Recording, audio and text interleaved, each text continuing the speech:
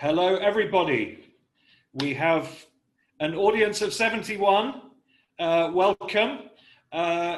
This is the discussion on 19th century museums taking the leap into the 21st century. And Aub Museum and also the Society of Friends of Aub Museum, we're also taking a leap into the 21st century because this is our first Zoom gathering. So welcome to everyone. Let me introduce myself. My name is Martin Asser. I'm from the communications office at Aub, and I think I may be the newest addition to the magnificent Society of Friends of the museum. It's a great honor to have joined, and I've joined the committee as the communications officer. I can see some friends out in the audience already. It's lovely to see you. Your mics are turned off, but you can put your cameras on and we can see you. If you would like to just see those talking, if you are familiar with Zoom, you can go to the view button on the top right hand of your screen, and you can choose between gallery view, where you see all these little boxes, or you can choose speaker view, where you will see suddenly a very large picture of me in the middle of your screen. And when we get on to the conversation, you will see Professor Green and Professor Panayot in full screen like that. Okay, so it's my honor to introduce a very distinguished guest today, who is going to be in conversation with the curator of the Aub Archaeological Museum, our own Dr. Nadine Panayot. Dr. Joseph A. Green received his PhD in archaeology at the Oriental Institute of the University of Chicago. He's been a National Endowment for the Humanities Fellow and a Fulbright Fellow in Jordan and Cyprus, respectively. He's completed 8 seasons of fieldwork in Carthage in Tunisia and has directed the Carthage survey before he obtained his doctorate.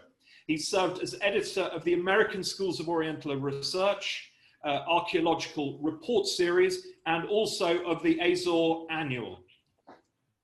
Since 2007, Joe has taught at Harvard Museum in the Museum Studies program, most recently offering a course entitled Museums and Questions of Cultural Propriety. What's loot and what's not? It's a good topic, and I think it might come up tonight. This evening or morning in Cambridge, Massachusetts, Dr. Green is appearing in his capacity as Deputy Director and Curator of the Harvard Museum of the Ancient Near East, as well as a scholar specializing on museums and the history of museums in the Mediterranean and Middle Eastern countries. So please welcome both our speakers. I will hand you over to Dr. Panayot now after virtual applause. I think we do this. Is that right? Dr. Panayot, the virtual floor is yours. Unfortunately, Nadine's camera is not working, but we've got an IT person heading to her office at speed, and hopefully we will see her soon. But Nadine, please take the floor. Hello, everyone. Thank you, Martin. Good evening, good morning, Dr. Green, and thank you so much for being with us today. And thank you and happy Thanksgiving. This is a wonderful opportunity for us and a beautiful symbolic date to be starting our lecture series on such a beautiful Thanksgiving Day. So thank you for being with us. You told us yesterday that you will be celebrating later on. Still, our subject today is about, well, what prompted this entire conversation is the fact that the Harvard Semitic Museum has changed its name to the Harvard Museum of the Ancient Near East during the pandemic in March 2020. Can you please present a bit the Harvard Museum to our audience before we delve into the complexities of the name change, Dr. Green? Yes. So when Nadine Panayot approached me about doing this lecture, she had a series of questions which she thought it was important to address, and I will touch on those in turn as we go through the presentation. And she and I, in fact, will be in dialogue more than me presenting a grand thesis and then having a Q&A. As she mentioned, in March of this year, the Semitic Museum of Harvard University was renamed the Harvard Museum of the Ancient Near East. Now, it's a change that was long contemplated but never implemented. And in fact, we were prepared to implement it before the outbreak of the pandemic. And then when that occurred, we thought, well, let's put this off. It'll get no notice. And on reflection, we thought, let's do it now because we don't know how long this is going to last. We still don't know how long this is going to last, but we have, in fact, changed our name.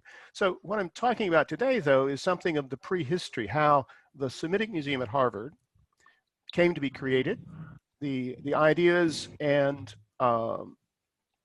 concepts behind it, and in passing, its early connections with what was then the Syrian Protestant College in Beirut. Next slide, Martin. There we go. Here are esteemed founders: David Gordon Lyon, the professor; Jacob Schiff, the financier.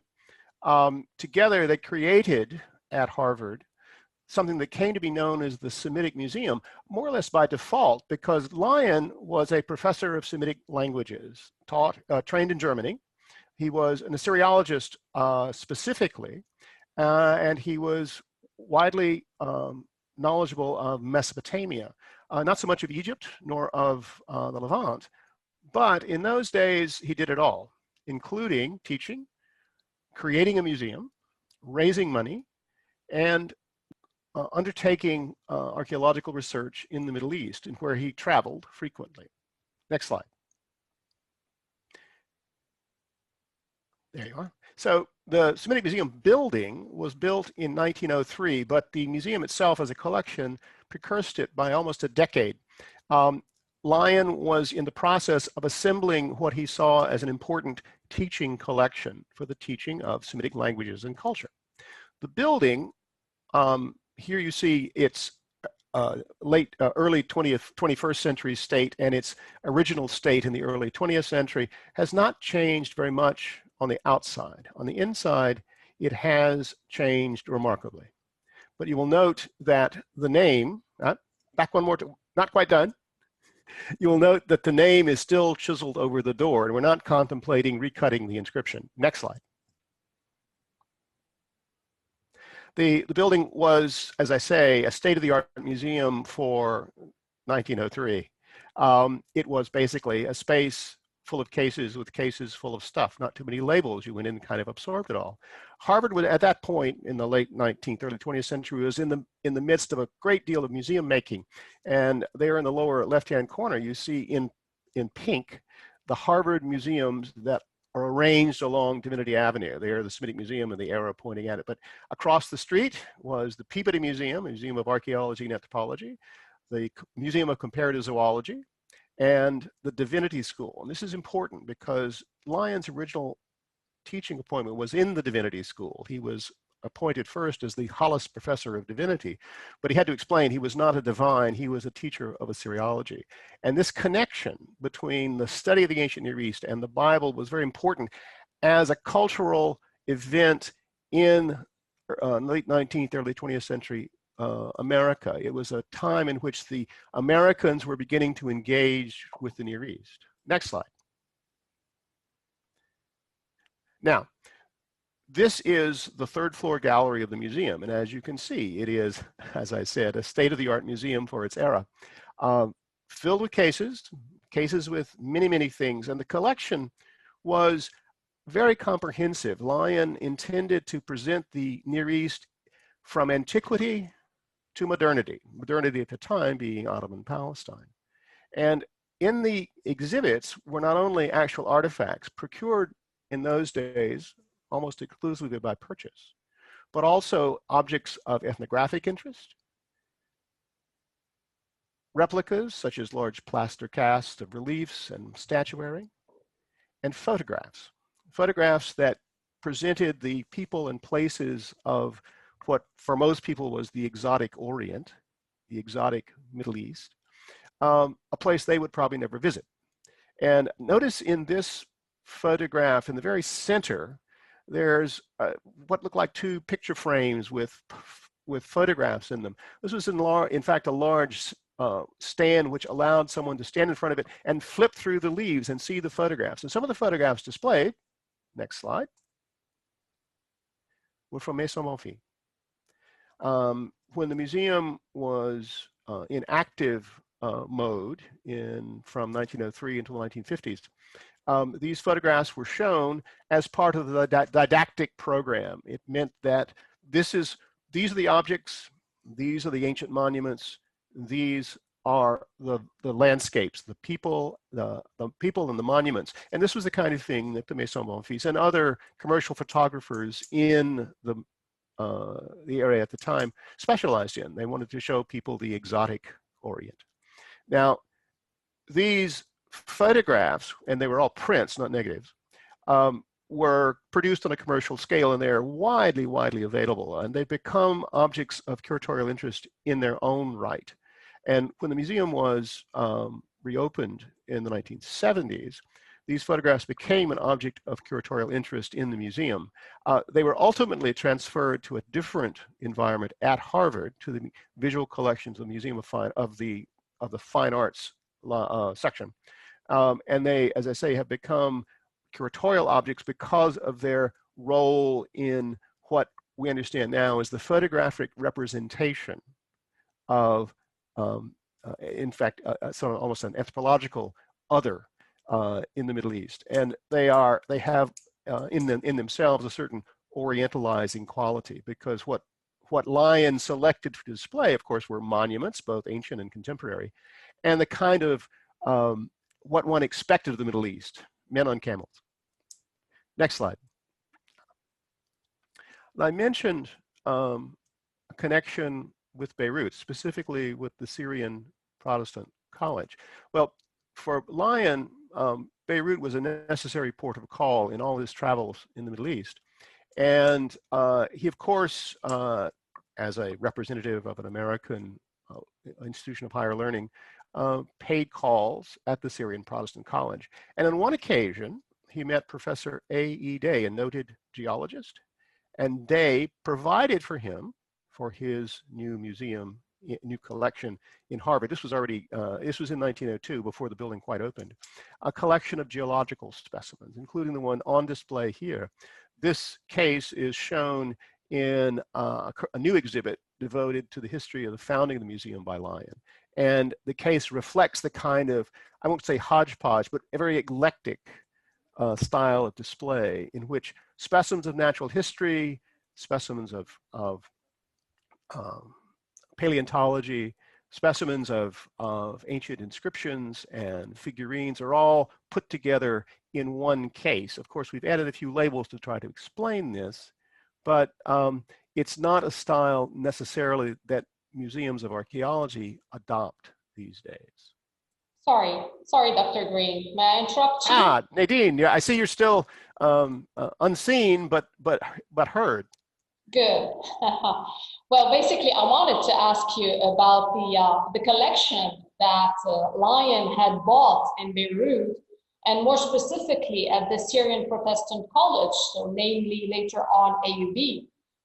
Do you have more specimens that he had bought from AUB? Do you know, I mean, what did he actually buy from AUB's collection? It's not entirely clear that any money changed hands for these specimens. The Lion's documentation, which is otherwise pretty good, lacks anything like an invoice. The handwritten list compiled by Professor Day was, in fact, a technical description of each of the fossils that he provided to Lion. Now, Lion did go to the market for other things in dealers, specifically in Beirut, the Maison Tarazi, Dimitri Tarazi and Etfi. And what was remarkable, here you see some of that material. What's remarkable is that Lion, who himself was a diligent documenter of his antiquities, of his activities, kept all of the correspondence, all of the receipts, all of his own notes.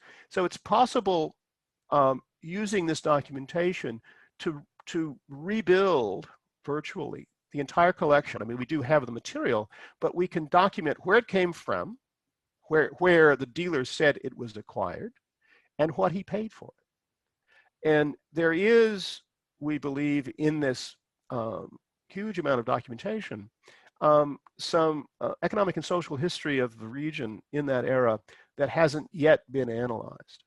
Lyon was simply trying to keep track of things, as a good museum curator would do, but the material was preserved, and we've discovered in it, we've brought to that material new questions which continue to engage us about the history of the collection.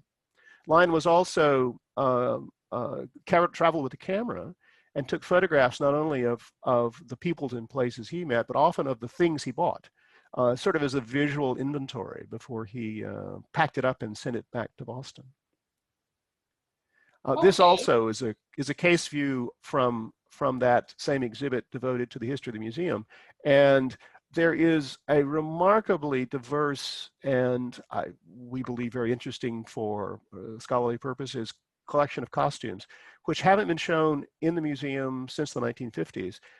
We do not have on staff a curator of ethnography or of costume, but it's a project waiting to happen. It needs a project curator and a large grant to carry it through. Okay. Well, just a reminder to our audience, the AUB collection started around a nucleus collection of 135 objects donated to the newly founded Syrian Protestant College by General Chestnut. We also know that most of the collection of General Chestnut ended at the Metropolitan Museum of Art and at the Stanford Museum of Art.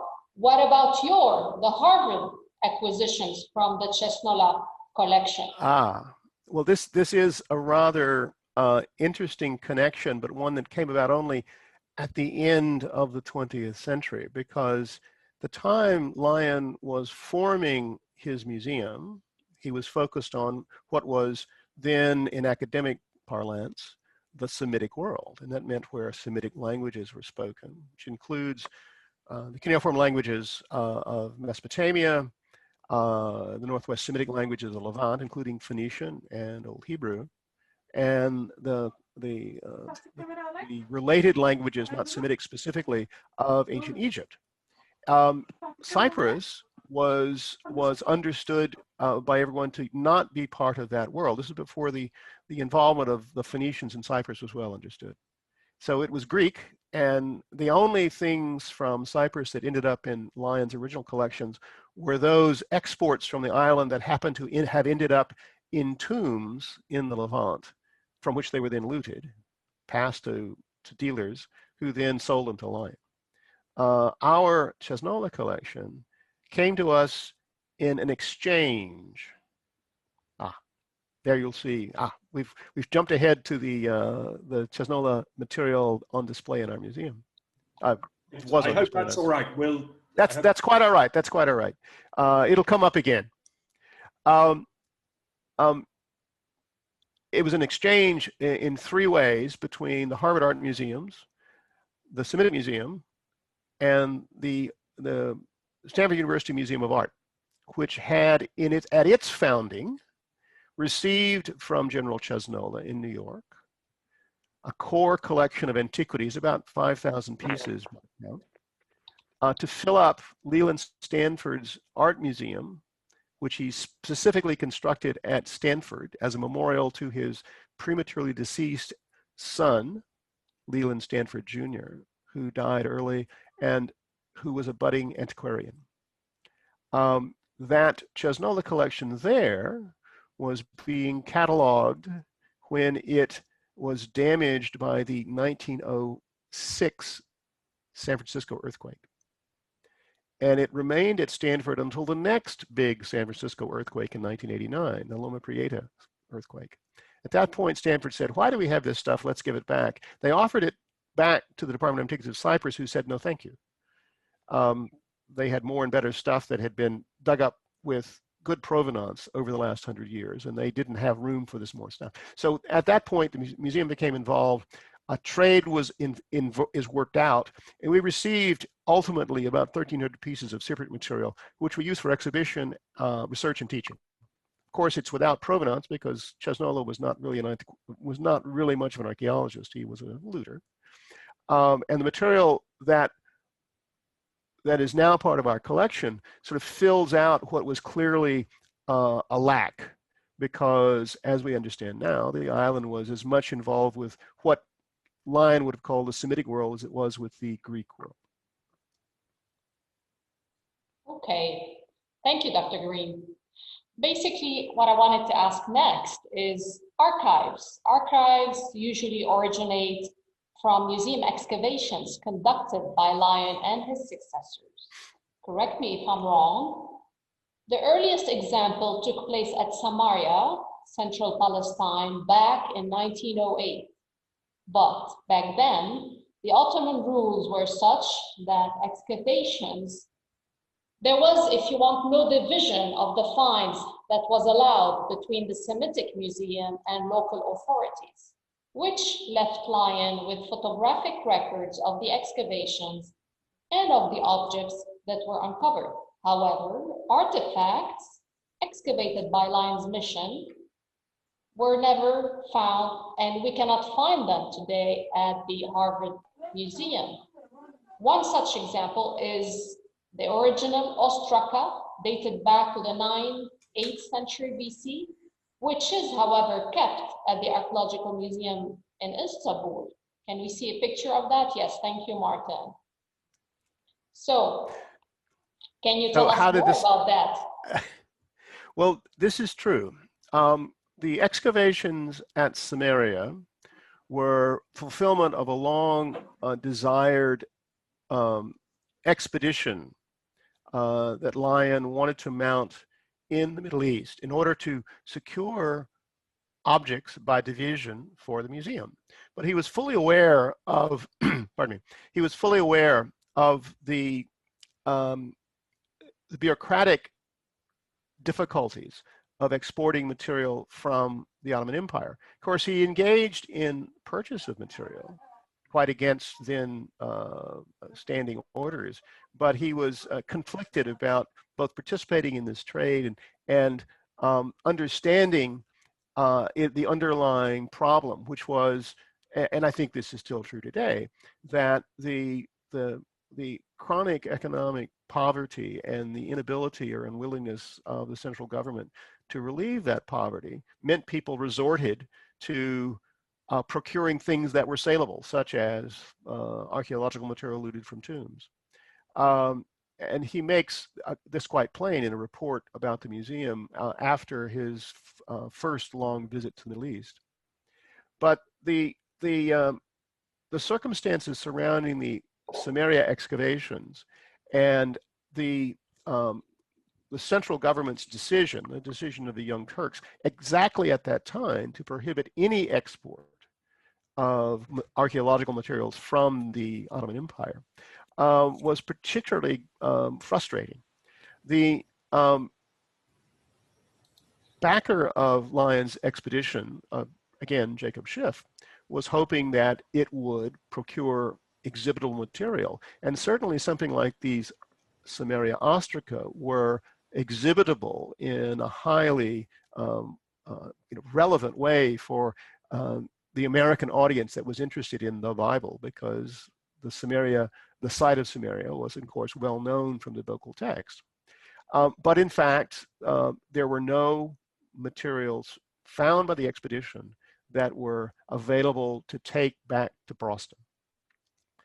All of the important materials, and this was the rule of thumb at the time, all the important materials found by any expedition, especially inscribed materials, were immediately dispatched to the Imperial Museum in Istanbul. That included these ostraca, which were a significant discovery because they supplied information not only about administration and government in the Northern Kingdom of Israel, but also about how the script was used, how the language itself evolved. These potsherds, these ostraca, are really nothing more than tax receipts, it seems. So much oil, so much wine, from there to there, some sort of bureaucratic apparatus for keeping track of who's paid their taxes and who hasn't. Now, Nadine mentioned archives. Now, the director of this excavation was, we could call him Lyon's star pupil, who's not in this photograph, in fact, George Reisner. Reisner was, at the time, making a name for himself and continued to make a name for himself as an archaeologist working in Egypt. This team, the 1908 team, lacked Reisner. It had Gottlieb Schumacher, the man in the white suit there, on the right side of the photograph. Next to him is Reisner, coat and tie and umbrella.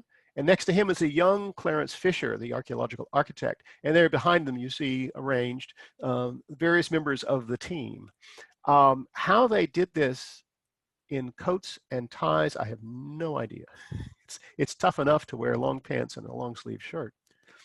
At any rate, Reisner was a careful documenter, especially using photographs of his work. And those archives have ultimately come to the museum. There were several thousand glass plate negatives, including negatives of the ostraca. There were rolls and rolls of archaeological drawings by Fisher, wonderfully drafted, and reams and reams of notebooks. And these, again, there were even pay books naming the workmen who were involved in the excavation, signifying with their thumbprint that they've received their week's pay. So again, here in this collection of written documents and visual documents are something of the history of the archaeology of the region, and perhaps the social history of the interaction between the local Samaritans, the people who actually did the work, and the American excavators. But the ostraca are in Istanbul.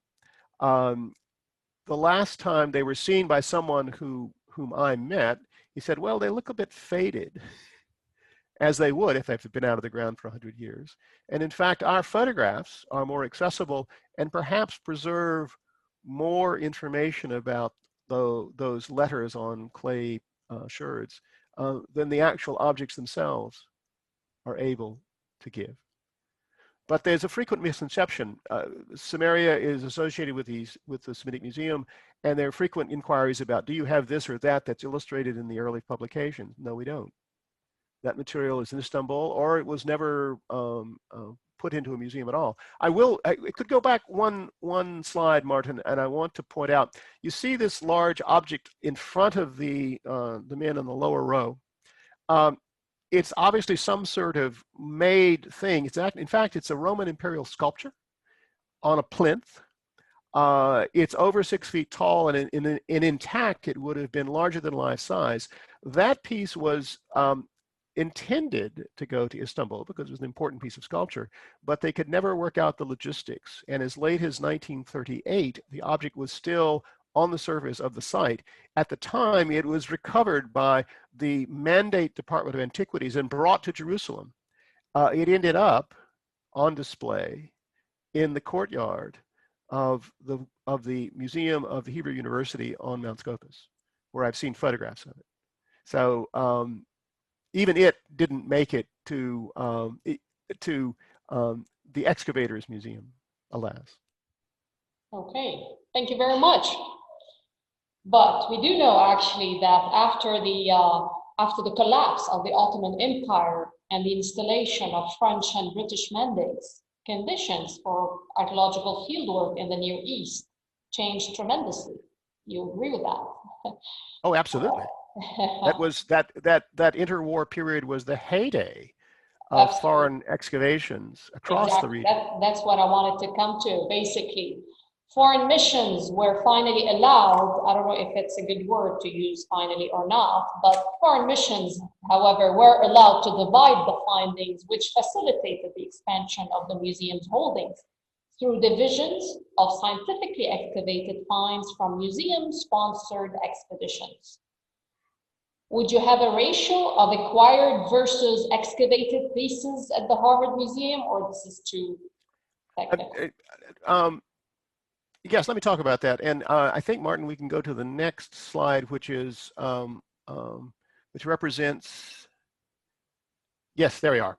So in that heyday between the end of the First World War and the beginning of the Second World War, the museum was involved in excavations in the Middle East, either as the principal investigator or as a collaborator. And the most important site that it was involved in excavation, and this was actually an excavation that was orchestrated by Lyon, although he himself did not actually go to the site. One of his pupils did, Robert Pfeiffer. Pfeiffer, who eventually succeeded Lyon as curator of the museum. This is the site of Nuzi. It is a medium-sized archaeological site in northern Iraq, very close to Kirkuk. It was being looted. The tablets were making their way onto the market. The Assyriologists became interested, and this site was located at the source. And there was, between the late 1920s and the early 1930s, a series of excavations at the site of Nuzi. Its local name is Yorgan Tepe. It produced a tremendous amount of material, including lots of cuneiform tablets, which at the time of discovery diverted the archaeologist's attention. But there's an enormous amount of other material from the site. In fact, a full range of finds, ceramic, metal, glass. It was also the locus, as was realized later, of evidence for early glass working in Iraq. It was a separate tradition from that already known in Egypt. And this kind of material, both the metal and the glass and the pottery, have yielded to modern techniques of analysis that tell us a great deal about this technology, techniques that were never even dreamt of in the era of its excavation. We received a substantial division of finds from this site, courtesy of the Iraq Museum, including tablets. Now, the arrangement with the tablets was somewhat unusual because all of the tablets were brought back to America. They were then studied, and then there was a division based on the number of published tablets within any particular volume, half and half. So for any particular volume of Nuzi text published, and there have been, goodness now, more than 24, half of those tablets are not in Cambridge, they are in the Iraq Museum, or we believe they're still in the Iraq Museum. Of course, the museum had its own travails in the aftermath of the American invasion in 2003. But there still remains some unpublished material which, by right, should be divided to the Iraq Museum. The Iraqi archaeologists and Assyriologists, of course, are ready to receive this material, but there have been above us all certain bureaucratic complications that have prevented such repatriation. But in fact, we are still holding, as a matter of custody, tablets that are due to go back to the Iraq Museum based on an agreement made already in the 1920s. All right. Which brings us closer, actually, to the hot topic of today's discussion. You clearly stated, and I quote, "None of the museum's holdings, neither those acquired by Lyon, nor the divisions brought in by Pfeiffer, his successor, have ever been subject to any repatriation claims." Was it the case as well with later successors? And how would you explain that? Well, so everybody was playing by the rules then established. And there have been, to my knowledge, no claims of repatriation made against museums that received an agreed division. Now, there is the famous case of the bust of Nefertiti in Germany, which was subject of a division that between the German excavators and the Egyptian Department of Antiquities.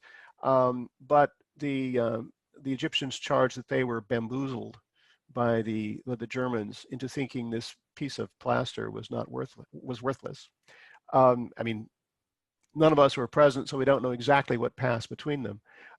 But as I also observed in part of that passage you quoted, the museum's collections are not of the supreme quality that might excite the interest of a source country to request a repatriation.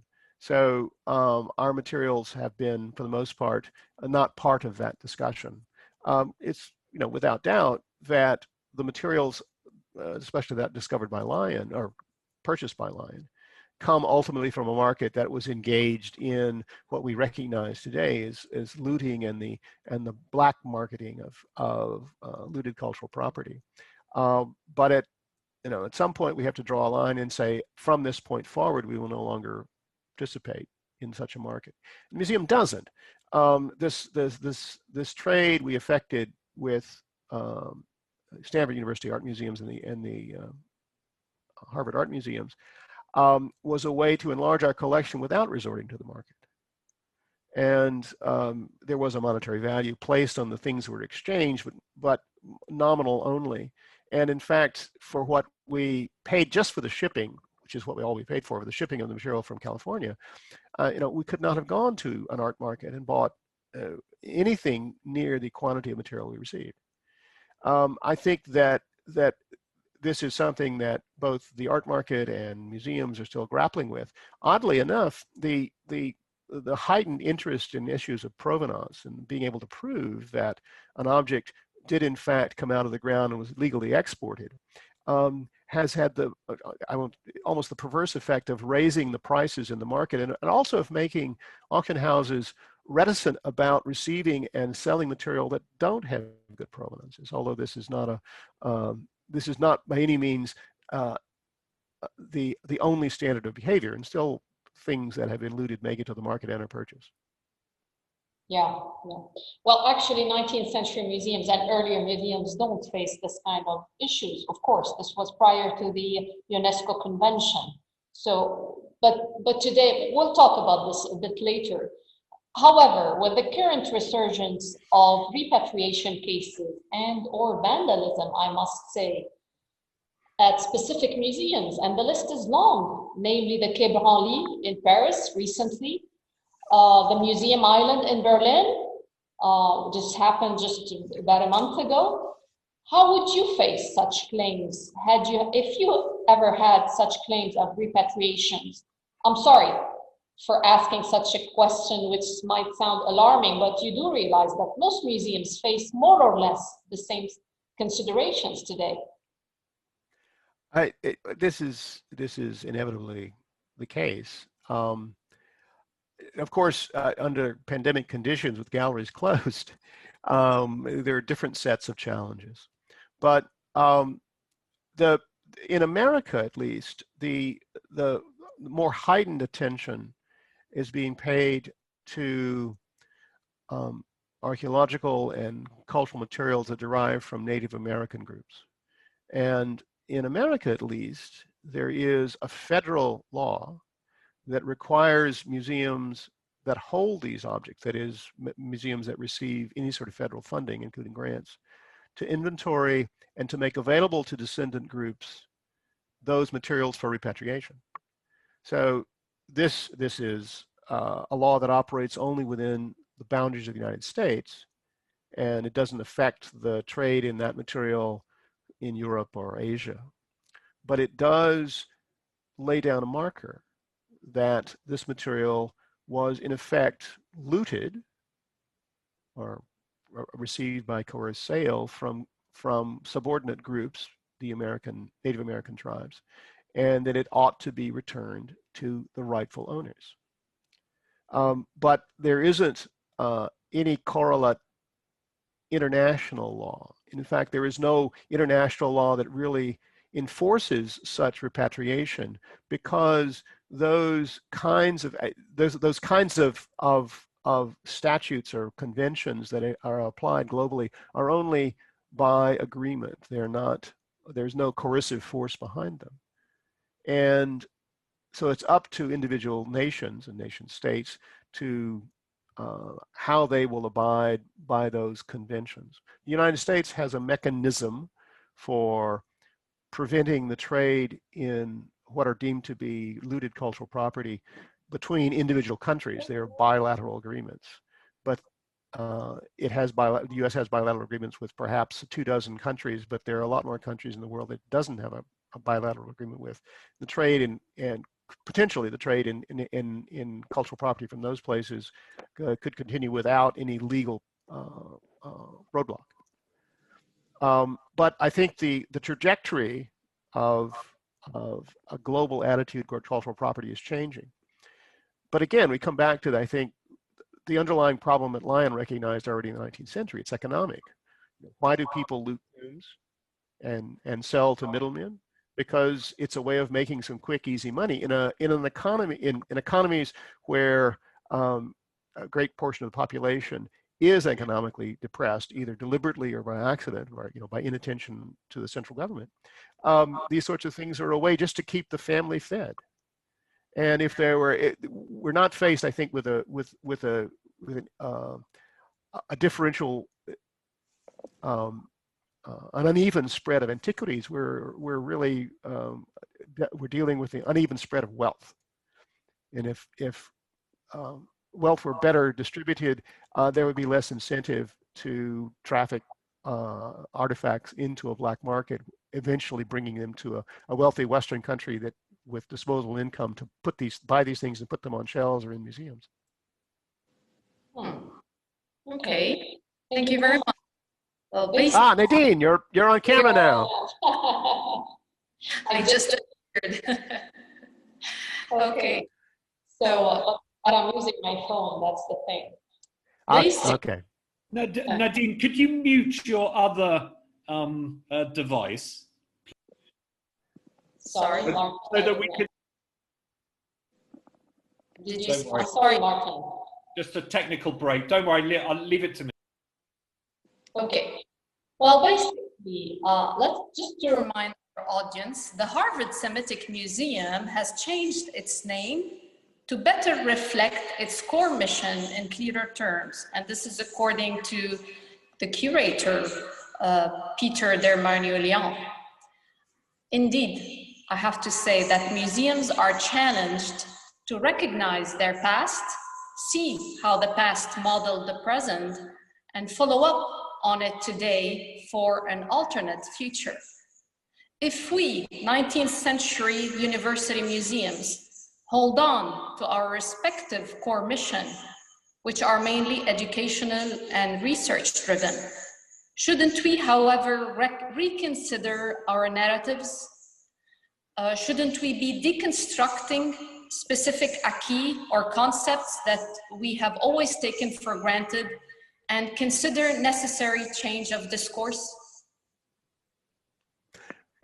Well, without doubt, and I can speak specifically to the institution of which I'm a part, the Semitic Museum. It was founded with an idea that the Semitic world was of interest to the Western world, specifically through the valence of the Bible, which was a core cultural document in the Western world, and especially in America. And that these the material manifestations of that world were of interest to a museum going public in Cambridge and at Harvard. And the relevance of material culture to the past is a concept that is well established. The debate arises from how you frame that, how you display it, how you explain it. And in Lyon's case, it was not a matter of much explanation, much coherent contextualization. It was just stuff. Everything was shown. There were no reserves. And the idea is that by seeing and absorbing this material, you understood it. Of course, we know that's not the case. Nowadays, we show only a small fraction of what we have in our collections. And there you go. So we're back to this. Okay. There. So this too. Now let's go back to Cyprus. This was something of an homage to the old way of doing things because it was cases full of stuff. We did try to make more explanation, but the idea that things speak for themselves just won't work. And the way you arrange things, the way you display them, the way you create what amounts to a three-dimensional sculpture in a gallery, both engages the eye and the mind. And but there are many ways to do that. And we archaeologists still like to see things done systematically, but there are other ways of creating systems that present this kind of information. And I'll hark back to this question of the American engagement with Native American materials.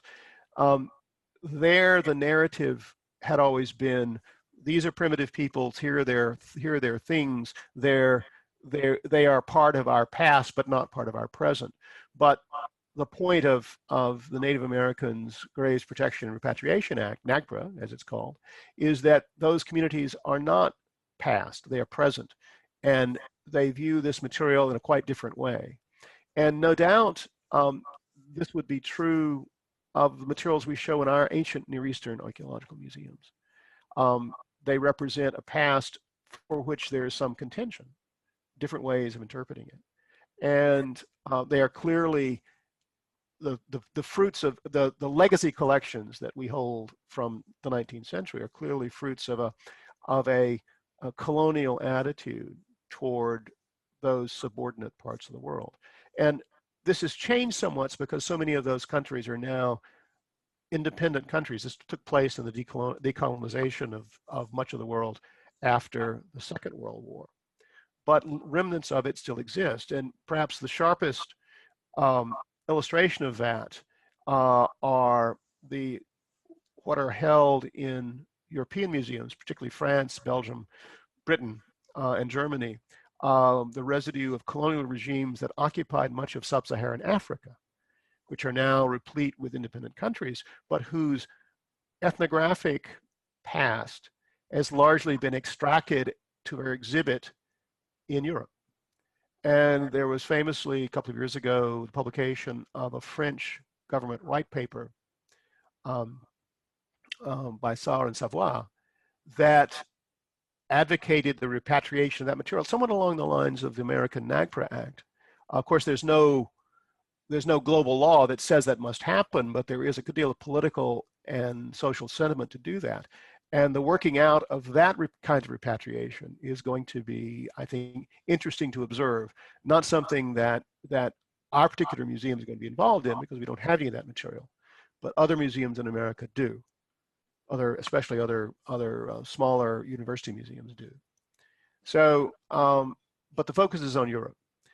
How this will have an impact on the legacy collections that American museums, especially university museums, have of Near Eastern material is still to be worked out. Okay, true. Well, basically, this is a good ending because this brings us to my final question. Is there a need for a new museum definition, in your opinion? I mean, why did ICOM start brainstorming on a new one, a definition which is still pending, following the last GA meeting in Kyoto in 2019? Thank you, Martin. Yes, here we can see on the screen the current definition of a museum and the new one which has been proposed but has not been approved yet by the General Assembly. Do you have an opinion on that? Well, clearly the earlier definition grows out of an immediately post-colonial world in which museums were very sort of rigorously defined as an institution that was not necessarily connected with any sort of social attitude. The revision clearly intends to make the museum an agent and a locus of social change. And this, I think, is both the point of discussion and contention, because many people don't think about what is a museum. I mean, in these sorts of systematic terms. A museum is a place, it's a building, it has objects, stuff in cases, but they don't understand that it's more than simply a building full of showcases.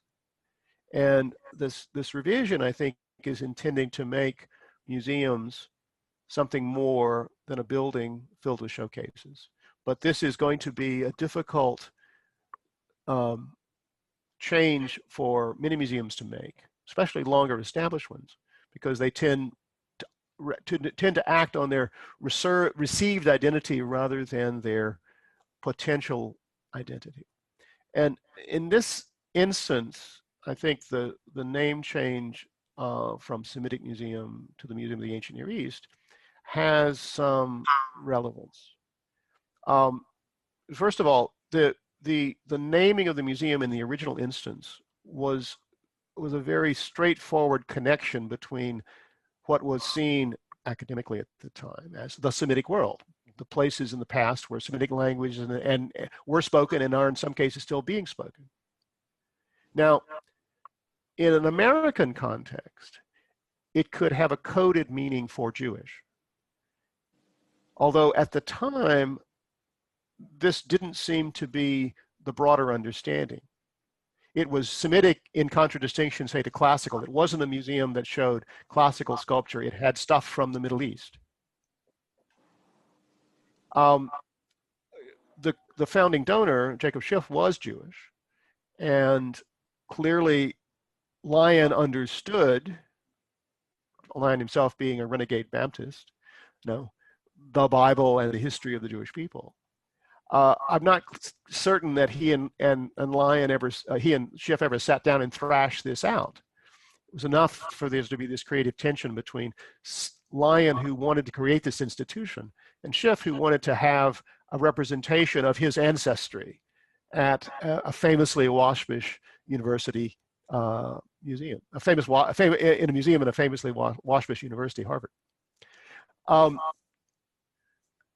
The change was, in effect, implicit in much of what the museum had done since the early 1990s, and that is to expand its focus in a more modern way on the Near East. And its related teaching department, the Near Eastern Languages and Civilization Department, in fact, no longer just taught Semitic languages, because it was realized, of course, in both in antiquity and in modernity, the languages and cultures of that region of the world, that geographic region, were not just Semitic.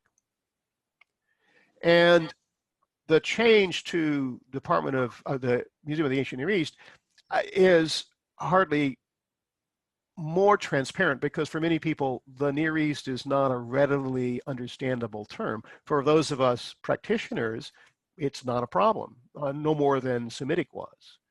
But for a wider audience, the change was necessary in order to better explain what the museum did. But you could list probably, dozens of museums who have names that have nothing at all to do with what they are. Their name is their brand, and their brand is understood to be X, Y, or Z. And for us, in marketing terms, I guess you could say it was a rebranding, or perhaps an appropriate branding of what we have actually been doing for decades. Sure. Okay. It also yields a very handy acronym, HMAIN.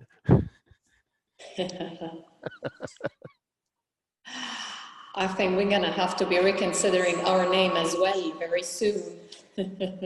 Well, as I remarked when we talked about this earlier, simply calling it the Archaeological Museum is very straightforward, very descriptive, and prefixing the moniker of the university simply means that everybody knows where it is and what it is. Although we did also in our discussion remark on the larger change that the institution underwent from the Syrian Protestant College to the American University of Beirut. Sure, absolutely. Okay, that's a question for your comment. No, that was an obvious one that needed to be done. However, I'm curious about the second. When we say, is there a problem with the sound? I feel that there is echo. No, that's fine. All right. Museums are democratizing inclusive and polyphonic spaces. For us, it's obvious that democratizing is not a big issue. However, I do know from following up on the GA in Kyoto that this was a major issue. And this is what made the new definition, remain pending till today, to this day, actually. Do you think there is an issue with using the word democratizing? Well, I mean, that in a global context, that can be a flashpoint. I mean, the term has been twisted out of all recognition in some political settings. The aim to make a museum as an institution an engine of democratization, small d democratization, I think it's certainly a potential change, but I think the what's aimed at here is broadening the participation in the activities and direction of the museum as an institution. There was a long tradition going back well before the creation of the Semitic Museum, is that museums were the creations of their curators who spoke authoritatively about what it was you were seeing in the gallery. And that's still, largely the assumption of what museums are. And the notion that there might be participatory curation, still some curators react against. I mean, I would certainly feel that, if I were being lectured by someone about this or that aspect of what's in my museum, I might be a little rankled by it. But I think that we who are involved in museums need to accept that our way of showing things may not be the only way, and it may not even be the right way. Or we may be missing an entirely relevant portion of the background of a particular object. But as I say, in America, the thrust has been toward Native American collections and Native American museums, and that's because there are living descendant communities that bring to those objects a different perspective, which is relevant to what those objects are and how they're used. For ancient objects, it's more difficult because we accept that there are no living descendant communities. There are people that make the claim that they are descendants, but they're not the same people that made and used those objects in preceding millennia. And so we are in some ways stuck with our tradition of interpretation.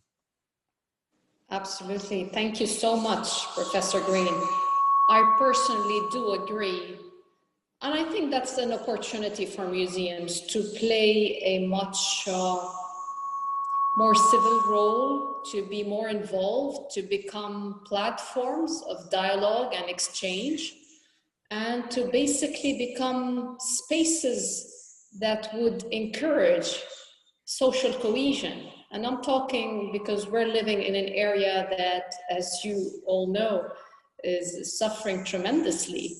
So I look forward for this new definition of museums that will give them a proactive role in, building societies and building cohesion among, in the society. Having said that, thank you so much, Professor Green. An hour has passed. We could stay here for another hour, but I'm gonna give a chance for our audience to ask their questions via the chat. Martin, can you please tell us? First of all, Nadine, we think your echo problem might be solved if you hold the phone closer to you and speak more quietly, because you've got a wonderfully echoey room there. And I really have no explanation for why blue lines have appeared on this slide. But I'm sure we'll give it back to you, Dr. Green, when it's finished. Samir Thabit is doing something there. Anyway, now we don't have any questions in the chat at the moment. I'm hoping that people know how to use the chat. So, Martin, I do see in the chat a question from Maha's iPad. And I'm not sure if everyone can see this, but I will read it. I want to ask about the museum, virtual museum, if possible, to have an opinion. Professor Green, of course, have been. So this has to do with the virtualization of museums. And in fact, Martin, go to the final slide, and I'll talk a bit about this. There we go. I'm sorry about the blue lines. I don't know how that. That's okay. I think the main object of the image can be seen. So this is a three-dimensional scan of the interior of the Harvard Museum of the Ancient Near East. It was made several years ago using a device called a Matterport scanner, which is an engineering device used to create scans of interior spaces, primarily for engineering and real estate purposes. But it also creates a very nice kind of little dollhouse view of the interior of museums. And using this as a basis, we've been able to create a virtual tour of the museum, which, although when we did it several years ago, we had no idea that a global pandemic was on the horizon and that the only way to visit a museum was to go virtually. So this particular view is on the museum's website. There you see the URL in the caption. Once you go there, it's possible to maneuver around the building from the third to the second to the first floors and see the exhibits that are there now.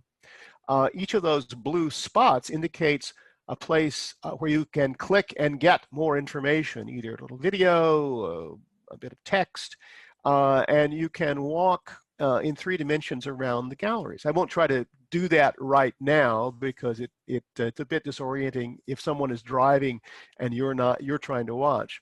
But this, of course, was something that has become extremely useful in a time when the museum has been closed since the middle of March of this year, and will probably remain closed through at least this summer. We're all hoping that the passing of the vaccine, the development of the vaccine, will make it possible to come out from our hibernation. But this is also, as we've discovered using Zoom, a way of bringing much larger audiences into a space that may not necessarily be able to travel to 6 Divinity Avenue and walk through those doors. It means that our audience is much broader, and the potential differences across that audience that require a different way of presenting our material. It compels us really to reconsider our preconceptions about what it is that's important, why, how to explain it, and how to show it with other things that are relevant to it. Okay, thank you. Any other questions?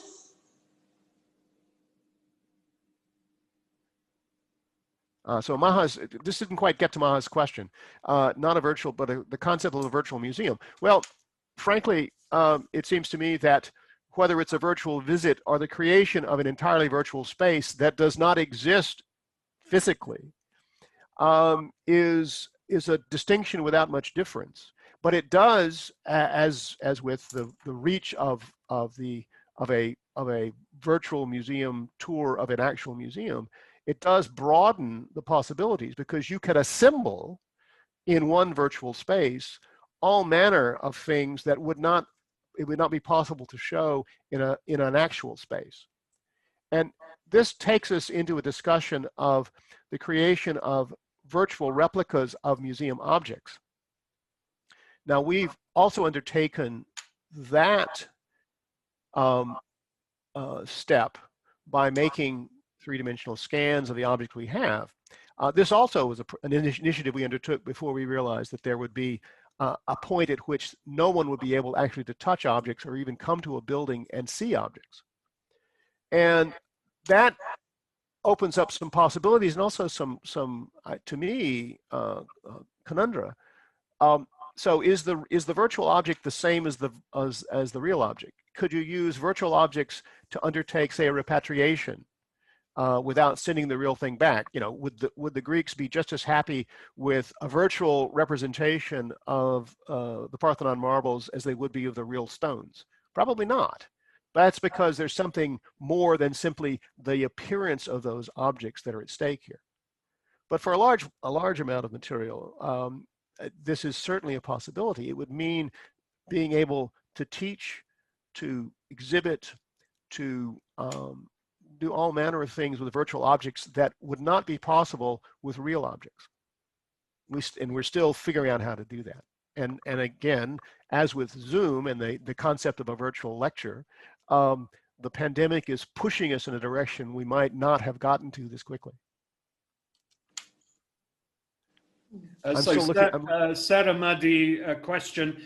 Thinking of Infinity of Nations in the American Indian Museum as an example, could we think of more ways to tell stories and decolonize some of the exhibits? Well, without doubt. The systematic display of objects in museums of the Near East tends to be dictated by the way those the past has been studied mainly by academics. How those objects are relevant to underlying social and political forces is another matter. There is, of course, an earlier fallacy of equating pots and peoples and saying, you know, because we have these pots here now, this conquest or this social change took place. It's a much more complex situation, and we would need lots of museum space and lots of wall text, I think, to accomplish that. But it can be done, I think, on a small scale. And I see a question from Rami Khoury. Let me read this. For those who haven't got the chat open. From your experience in the US and Middle East, what do you feel are the most effective actions of scholars and museums to generate public and government support for their work and to protect antiquity? I think that the most potent thing that museum institutions can do is to begin with children and to help them understand what these things are and why they're important. Now, this is not, I'm not necessarily advocating an indoctrination, but simply exposing them at a very young age to these things and their relevance and importance. In part because when those kids grow up to be the decision makers, the politicians, the engineers, the planners, the economists, you know, they will have an understanding of why these things are important. And we agree that they're important. America accomplished this in some respects with the whole question of the protection of the environment. You start explaining to the kids early on why this is important. Now, this is not a progression without any diversion or retrenchment. It's not a one-way thing, but there is, I think, you know, from my observation at the levels of government, some understanding of antiquities as being, you know, good to attract tourists, but there's more to it than that. And certainly you can have too many tourists that in effect overwhelm rather fragile places. It's the phenomenon of you know, killing the golden goose, because once you know, a site catches on, say for instance the site of Petra in Jordan, it tends to get overwhelmed by tourists, and it's difficult to convince people, no, you know, we don't want that many people in here right now because it's damaging to the site, because these sites, frankly, are much older than we are, and we don't perceive their deterioration, but it occurs. And so there was a tension here in trying both to protect from damage, but to promote engagement.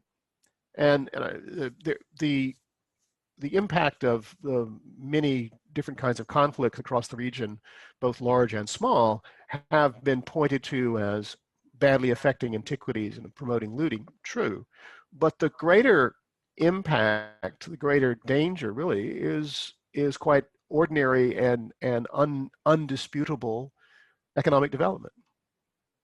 And it's difficult to say to people, don't build that road, don't build that hospital because it'll damage this site. People want better roads and schools and hospitals, and it is not archaeologists' place to deny them. They just need a place at the table to discuss what's possible.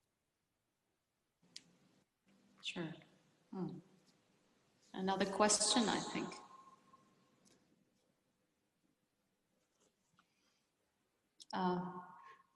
Martin, are you going to read the next one? I was muted.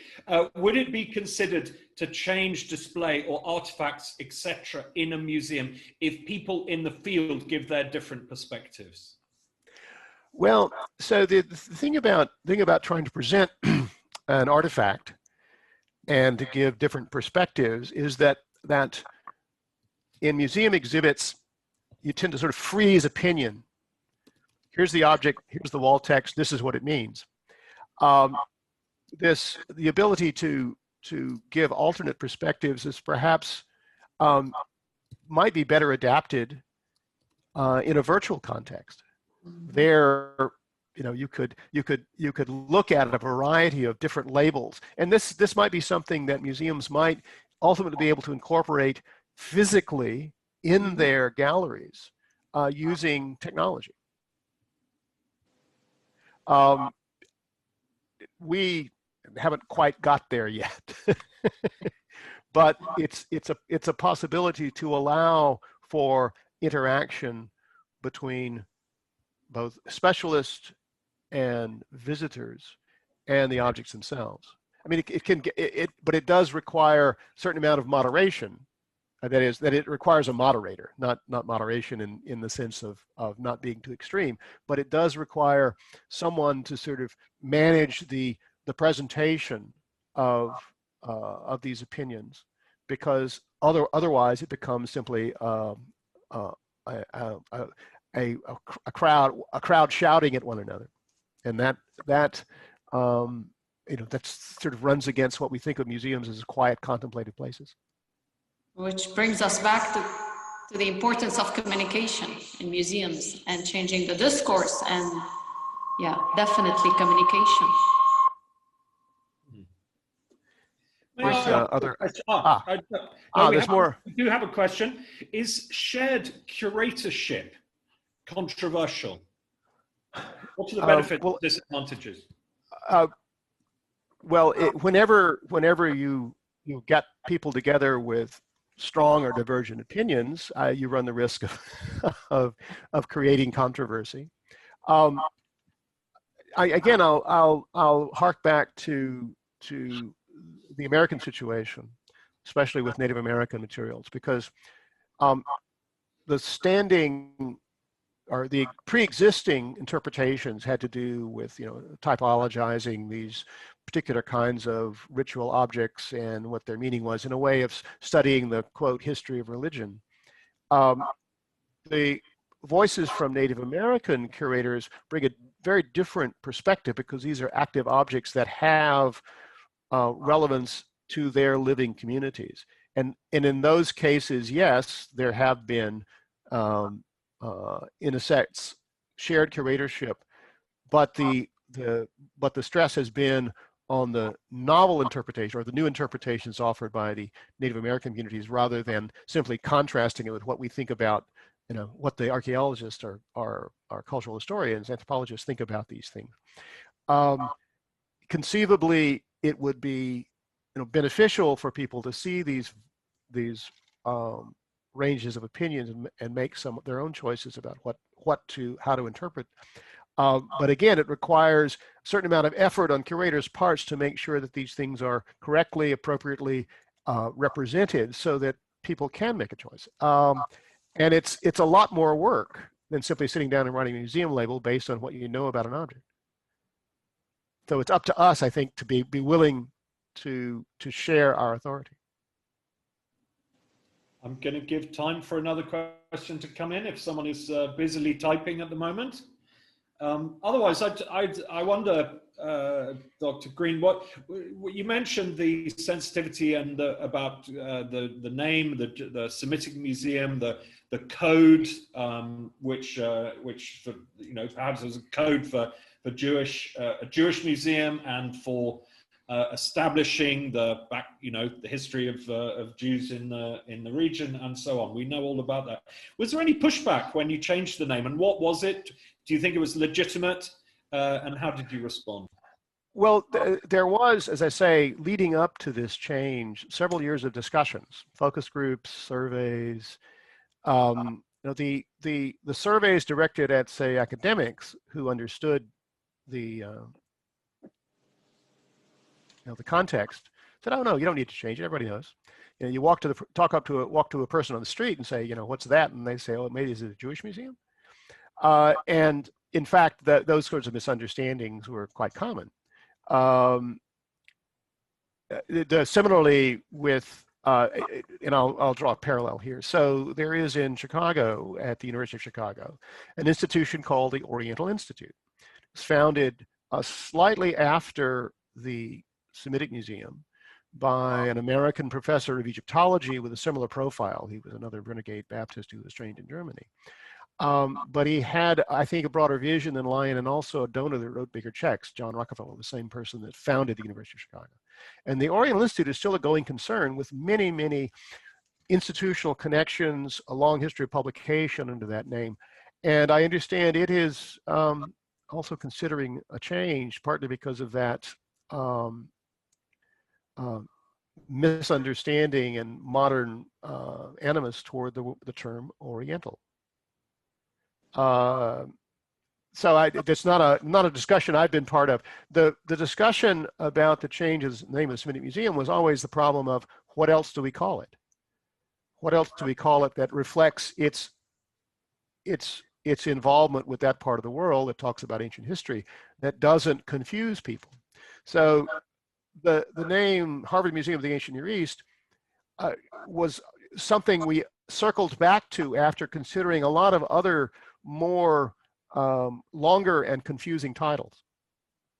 And it does introduce the notion of the Near East, which, as I said, is for some, for the person on the street, maybe just as confusing as Semitic. So, and it was done in the midst of as it were, a public relations gap caused by the enforced closure of not just the museum but the university. And so it's been announced, but I don't think people have other things in their mind now. We'll see how it plays out over the next 100 years, because the museum had that museum for 100 years or more than 100 years, and no one noticed. Now people notice, and we'll see if it takes them another 100 years to notice, well, what is the Near East after all? Let's see. Nelly Aboud. So let me read Nelly Aboud's message, question. When a 21st century museum owns 90% of unprovenance origins objects and has a colonizing past, what are the messages this museum is conveying to the audience? Well, I think that's something it has to grapple with. We certainly haven't been, we do not explicitly announce that objects in this case were from the market, but if you know to ask certain questions, you can find that out, and perhaps it needs to be more prominently displayed. I'll cite an instance of this again harking back to America's history with its native peoples. Many of the, perhaps almost all, of early founded museums of higher institutions of higher learning in America had some sort of interaction with native peoples. They occupy what used to be native land, and is increasingly becoming acknowledged that this university is located on lands that used to belong to these native peoples. And it doesn't give the land back, but it does acknowledge their origin. Same is true for American institutions of higher learning engaging with their past involvement in slaving. and there will probably never be a kind of material repatriation either of those objects or of that land. But as the acknowledgement of it is increasingly made public, there may be some at least closure on that issue. But your question opens up, the next big question we museums have to answer for ourselves. Thank you. So Hanan Sharaf's question: are scholars from the ancient Near East called upon regularly to engage in a conversation pertaining to a display of an object or the preparation of an exhibit? Well, as a matter of course, within our own institution, yes, because there are plenty of materials that we have in our collection collected by Lion for which we have no staff expertise. For instance, because he was collecting the physical representations of Semitic languages, he acquired 25 Abbasid era tombstones from Cairo. Some of them are written in a really wonderful Kufic script, and they've been translated but never really displayed in any effective way in our institution. But we don't have that expertise, so we have to farm that out, and it becomes material for student research. In fact, there was just a paper completed this past semester on those very objects. So, and there's more there than simply the stone itself and its epigraphy. There's the social context in which these things were erected and then ultimately removed and trafficked into the art market. There is a host of unanswered, interesting questions, to my mind, that need to be addressed and just by making our collection better known, both virtually and by giving addresses like this, it means that we want to know more about our collection. And the stuff that is right now sort of imprisoned in our basement ultimately will be digitized and made more available. We're a long way from some institutions that have been much more successful at that.